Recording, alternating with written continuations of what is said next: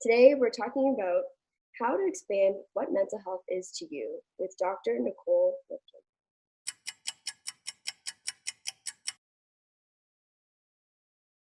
Thanks for having me, Madison. I appreciate it. I'm excited to be here. My pleasure. Before we get into this conversation, how would you like to describe yourself to our audience? Where did your journey into the world of mental health start? Well, I'm a psychologist, but I'm also an IO psychologist, which means I'm a clinical psychologist and an IO psychologist, which means my background is in clinical psychology. But I do a lot of that work in organizations and businesses, so consult with leaders and leadership development, executive coaching, all of that. But I also have a large psychology practice, about 40 therapists based in Philadelphia. And my journey was very strange. I wanted to be a dancer and an actress, but I chickened out and became a shrink because my brother's an actor, and I figured one of us, we had to have that stability. In college, I was a dance major and a psych major, and then decided to work in the field after I graduated, and ended up falling in love with it. And I also had very psychologically minded. My parents were very psychologically minded and very emotionally intelligent. So it was always something that was very just embraced it. We embraced it in the family. We embraced talking about things and opening up and being open. So it kind of made sense. And I realized in school that psychology is something we're humans. We're not robots. And so everything applies to human behavior, right? We need to understand human behavior. So the profession of psychology just applies to everything. And how, it sounds like your parents played a really big role for you in becoming who you are today. What are some things at home that you learned? What was the attitude towards mental health? What was that like growing up with parents who were so emotionally intelligent, it sounds like?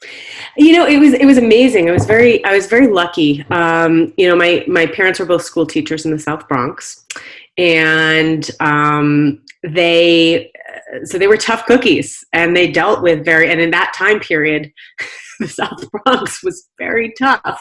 But they were the parents that went in early to sit and eat breakfast with a lot of kids who didn't have food that would come into the school to eat, and so they could be an ear for kids. And when a salary of a teacher is not a lot. So they also, on the weekends, would sell jewelry at flea markets and antique shows. And they, my brother and I were kids, and we would go help them, and we were annoyed about it. We wanted to watch our Saturday morning cartoons. So when I was 5 and my brother was 11, they said, "Stop being bored. We don't want to hear you complain anymore. What business do you want to be in?" And we said, "Toys," because we're kids. And my father was a math teacher, so he gave us $400, and he taught us how to keep the books, and he brought us down to Manhattan to the wholesale district. We picked out our inventory and our toys. My mom was an English teacher and an artist, and she taught us how to make our signs and how to speak and how to kind of creatively attract people to our booth. And my grandfather was a salesperson, so he taught us how to sell. We were in business, and it was very interesting because growing up in a family like this, obviously we didn't know what we were doing, and we would fail a lot. We'd mess up a lot, and we'd run into problems both with the business and in life. But they would never save us. They would always just sit down, listen to us, help us talk, help us think through the problem, and encourage us to solve it and support us. And it hurt a lot of times because we were kids. We wanted them to solve the problem, but we had to think through it. We had to figure it out. And I didn't realize what they were teaching us until, I was older, until much later, and also until I became a parent and an adult. They were teaching us resilience. They were teaching us grit and perseverance. And, unfortunately, my parents passed away when my brother and I were young. And our lives could have gone very different directions, but they didn't, because of what they instilled in us, that again, that resilience and that persistence and the ability to critically think through things and to have a mindset that was positive and kind of go-gettedness.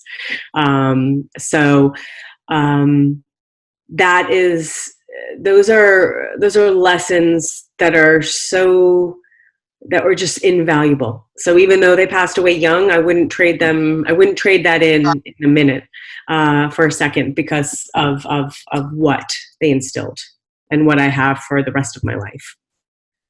It sounds like your parents, like, what was that conversation like with your parents when they would, sit you down and be like, hey, we're not gonna solve this for you? Oh, it would be, it would just be like, okay, let's talk through this. Okay, this is the hurdle you're facing right now. Let's talk through this. What are your thoughts about it? How are you feeling about it? What are different ways that you can approach? What are different ways that you can approach it? And obviously, at different ages, the language or the vocabulary was different. But basically, they were saying, okay, let's think it through. Let's step back from the emotion. Let's think it through. Let's think about alternative solutions. Let's also process your emotions and why it feels that way, and the impact that that's having. But what they were doing is they were helping us think through, they were helping us recognize that our emotions are one thing. The problem solving is another thing, and that sometimes emotions can influence problem solving, but when that happens, sometimes it can cloud how we're thinking. So like ultimately looking back, that's what they were helping us think through. And interestingly, as a psychologist, the other thing they were helping us think through were cognitive distortions. The things that go on, like the way our mind plays tricks with us, the funky stuff that happens in our brains. And like, for example, catastrophizing, right? So like if my, husband goes out and with Charlie, our child, and they don't call, my husband doesn't call when he says he's going to call. And, my brain can go, oh, they're dead on the side of the ditch. Obviously, clearly they got hit by a car. This is it. Or it can go like, oh, you know what? Maybe his phone's dead. Maybe this is happening. Or let me just make the phone call. So interestingly, what my parents were also doing was they were teaching us how our mind can kind of just like run loose sometimes and play tricks on us, and how it's important to challenge our cognitive distortions that all of us have. And they were helping my brother and I, at least I can speak for myself, think through how we were thinking, like have awareness about how we were thinking, which is so important. It doesn't mean I don't fall into the trap sometimes, but I have awareness at least. It starts with self-awareness. You have awareness at least of how the ability to step back and think about how your brain is thinking. That sounds like such an incredible childhood to develop that resilience. My goodness. We're lucky. I was lucky. They were also really fun. We also played a lot and had a childhood. They were also it was just fun. And what changed for you when your parents passed away? I'm so sorry to hear that you lost parents so young.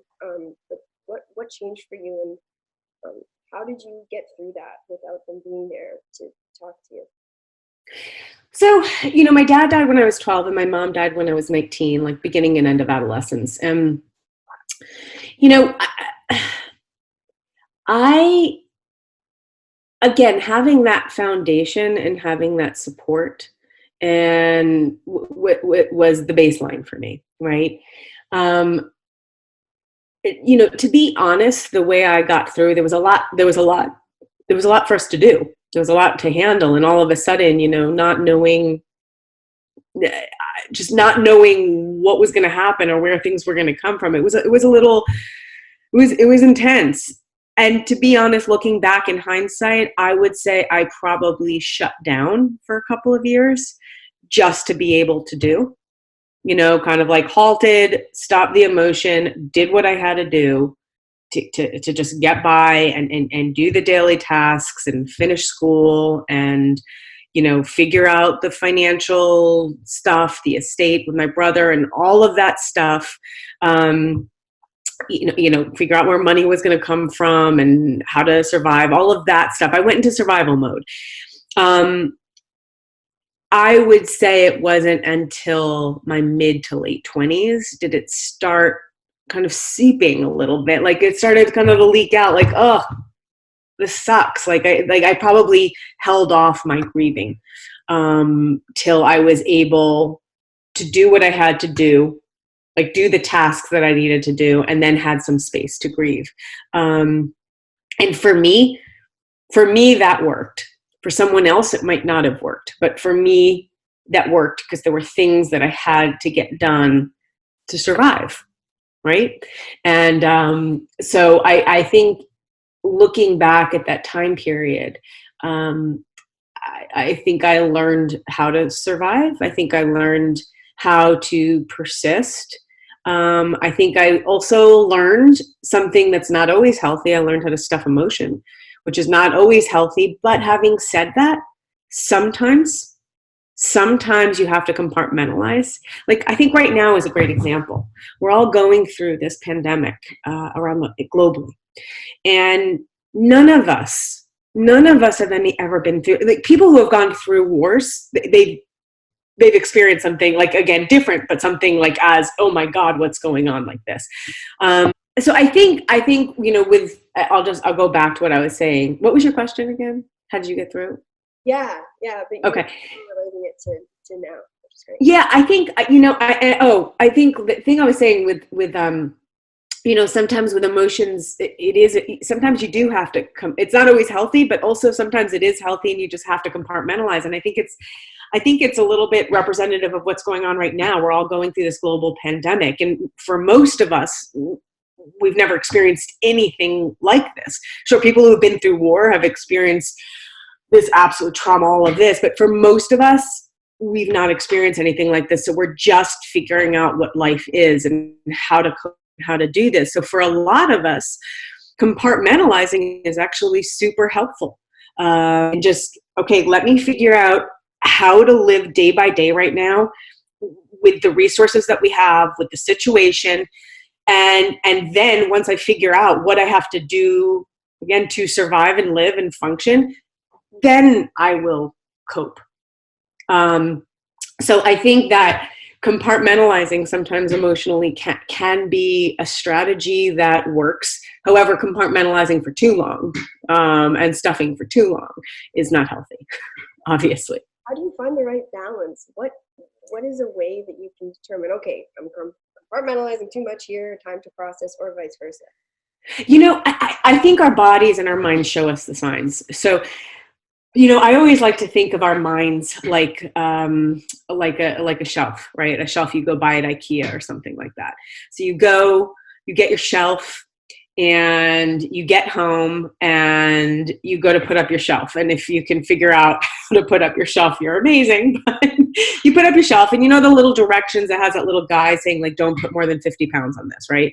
So you put your shelf up and you start piling your books and your tchotchkes on that shelf, and more books and tchotchkes, and you're at 30 pounds, you're at 40 pounds, more books and tchotchkes, you're 50 pounds, you're at 60 pounds, and your shelf starts to sag, right? Because the shelf said don't put more than 50 pounds on it. But you put 60 pounds, a little bit more books, a little bit more tchotchkes, and then all of a sudden your shelf snaps and you're like, oh my God, this was such a cheap shelf. The thing is, it said don't put more than 50 pounds on it. Our brains are the same way. We have a shelf, right? And we have all the signs and symptoms of a sagging shelf, but we often ignore those signs and symptoms until we snap, right? And the signs or symptoms are things like if you're constantly feeling agitated. We shouldn't constantly feel agitated.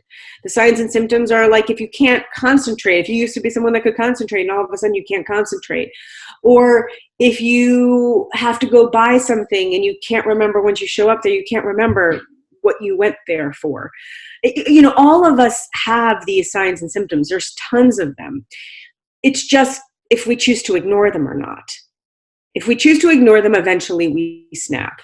If we choose to pay attention to them, then we can deal with what's leaking out in the moment. So I think right now is, again, a great example. We might be compartmentalizing and just trying to figure out how to cope and how to get by day in this new situation. But if your sleep is starting to be interrupted, if your appetite is starting to change, if you're finding that you're snapping more easily, or you're more fatigued, or you can't focus, or whatever it might be for you, that's your body and your brain saying, hold on, stop. Give me a minute to process and to breathe and to think through and to feel through this. And I am sure a lot of us are going through that right now.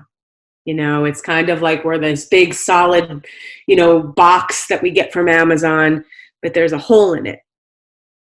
And that hole, the air is starting to seep out, right? Probably for each and every one of us, but it's our responsibility to take the space in the room that we need, even if it feels like there's absolutely no space and room to take. 3 minutes, 2 minutes, 1 minute to just do a check. Okay, this is where I am. This is how I'm feeling. I'm feeling angry. I'm feeling stressed. I'm feeling really, really, really sad.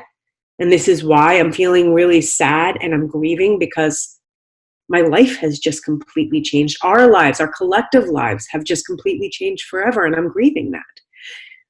Labeling it, saying it, talking to someone you love, connecting. We need to take these few minutes in our lives to not just do and to process a little bit.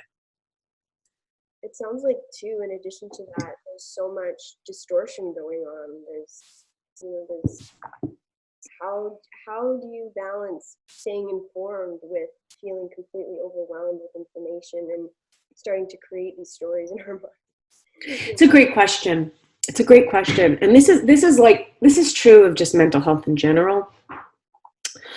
You know, anxiety begets anxiety, stress begets stress, sadness begets sadness, negativity begets negativity, right? We know that. Like, so striking the balance between being informed and being uninformed is really important right now. When you process, and I'll give an example. When you're feeling really, really down or really negative and you keep on staying stuck in that negativity or stuck in that sadness and you keep on processing it over and over and over and over again, what happens? You often feel worse, right? Or you often go into rabbit holes that you didn't want to go into. And, you know, I hate saying this out loud because I am a psychologist and we should all be talking about things. But here's the thing. At some point, we also need to forward think. We also need to time out and stop the cycle of processing so much and living so much in that, like, ugh, and think forward and action oriented and give our brains a break in that negativity or in that stress and all that. That's why sitting and watching the news 24/7 is a super, super terrible idea. Because the more we keep on getting stuff thrown, inundated with this information, the less we give our brains a break to just be and to process and to feel any positivity or any optimism about anything. So again, I think that's if there's any message I can give anyone out there, that's the message. Just time out of processing the magnitude of this, watching the news, constantly talking about it. Like if you're doing Zoom parties with your friends, you know what, or your family, 2 minutes talking about it to get it off your chest, to vent, and then move on to good things, and then move on to like catching up and fun things and Zoom dance parties or whatever you need to do, because that's the only way to break the cycle of anxiety begets anxiety and sadness begets sadness. That sounds like amazing suggestions and a huge difference for everybody right now. Thank you for sharing that. Yeah. I also have some more things. I think it might be relevant. And actually, Madison, you know, one thing I want to actually say that I forgot to add. Sometimes we can't stop ourselves from processing it over and over or watching the news or whatever it might be. Sometimes we don't have the control over ourselves. So here's a suggestion. When you don't have that control, like totally normal, totally fine. But when you can't seem to stop yourself, you know what? Go turn on a puppy or kitten video or go watch something funny. Like let something or someone else snap you out of it, because it's super hard to stop that. I'm not saying that's easy. So let someone else snap out. Like have funny things. Like I like having like funny mugs around, like, you know, or like my husband happens to be a comedian. So I get snapped out of it, or I like looking at my cats and playing with them. Like, it just, you know, surround yourself with funny, cute things.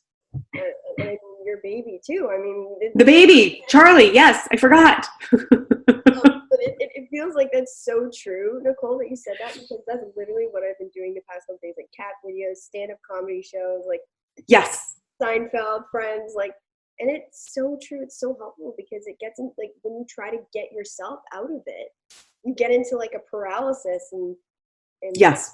Yeah. Wow. Yes. Yeah. No one needs to be a hero. We don't need to figure out how to all of a sudden snap our brains out of it. Like, go use the resources and the funny things and the cute things that are out there. Absolutely. Yeah. It sounds like there's like so much more that others can really do for us than we actually think. Like, we don't have to brave it, like you said. So. Right.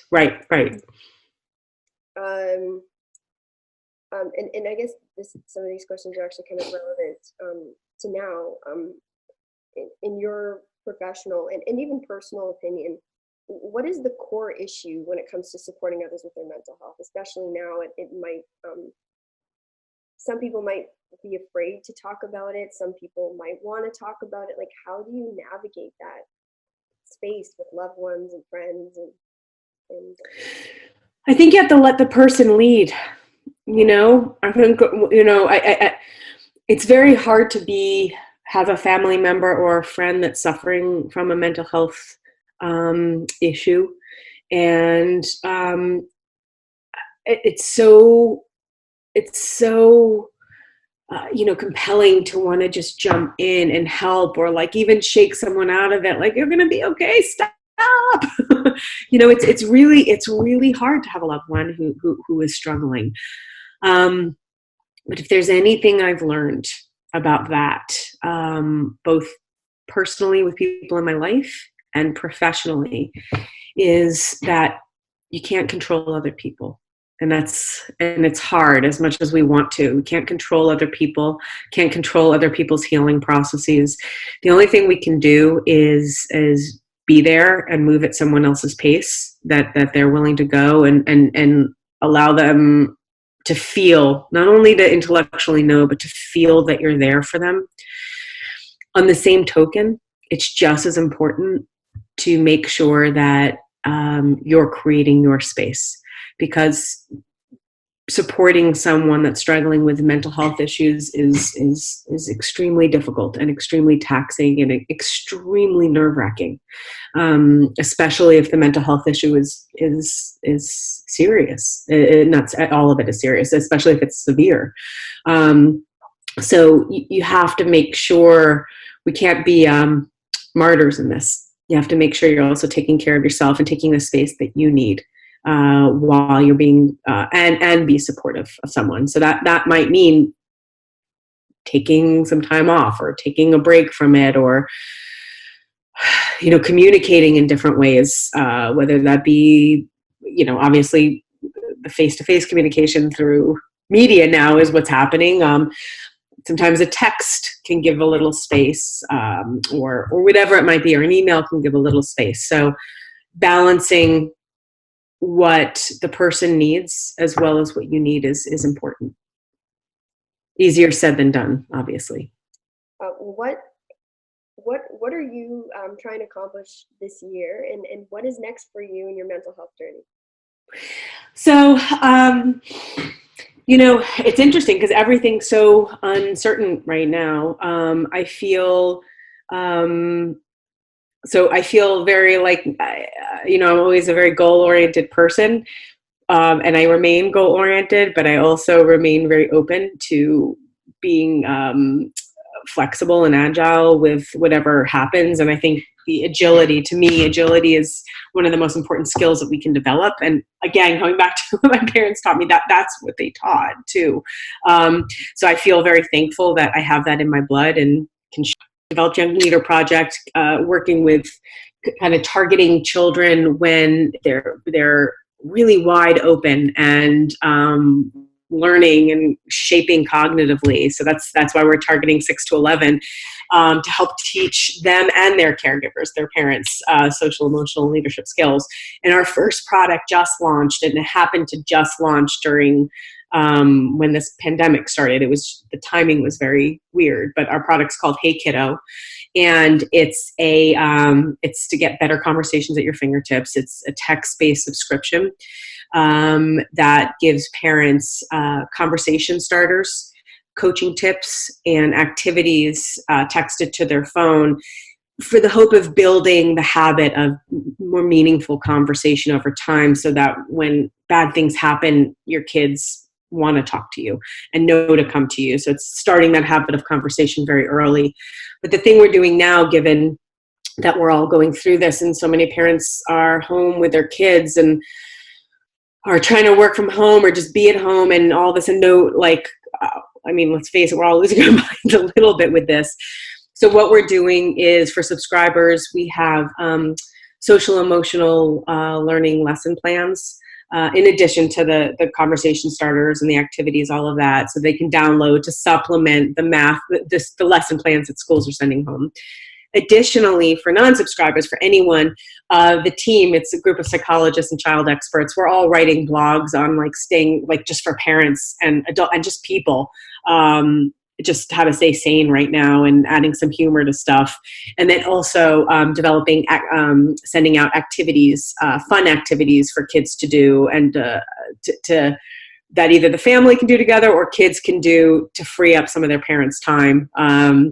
And also some videos. We're going to be doing a Facebook Live on our Young Leader Project page, so kids can do different activities and things like that while also learning. But we're trying to keep it fun and give kids the space to play, and parents the space to laugh a little bit and to get some resources from this while we're all going through this, and to make sure that their headspace is okay and being dealt with. Sounds perfectly timed with what's going on. Yeah, it's weird timing, very weird timing. And where can and all the information will be there, including the blog and the activities at home. To connect with me, you can, good place to connect would be LinkedIn. So Dr. Nicole Lipkin, that's Nicole, and last name Lipkin. Or my website is www.equilibrialeadership.com, which is EQUILIBRIA leadership.com. Amazing. Thank you so much for your time. Thank you. I've learned so much from you, Nicole, and I appreciate your time. And I'm excited about implementing what you've shared today, and starting to share more humor with my family, and pay attention to when I'm dissociating things, and also being careful about taking in too much information and balancing that out. So you've left me with some awesome tools, and I'm sure you guys at home feel the exact same way. So thank you so much. Thank you, Madison, and thank you for doing what you're doing. I think it's fantastic. My pleasure. Thank you.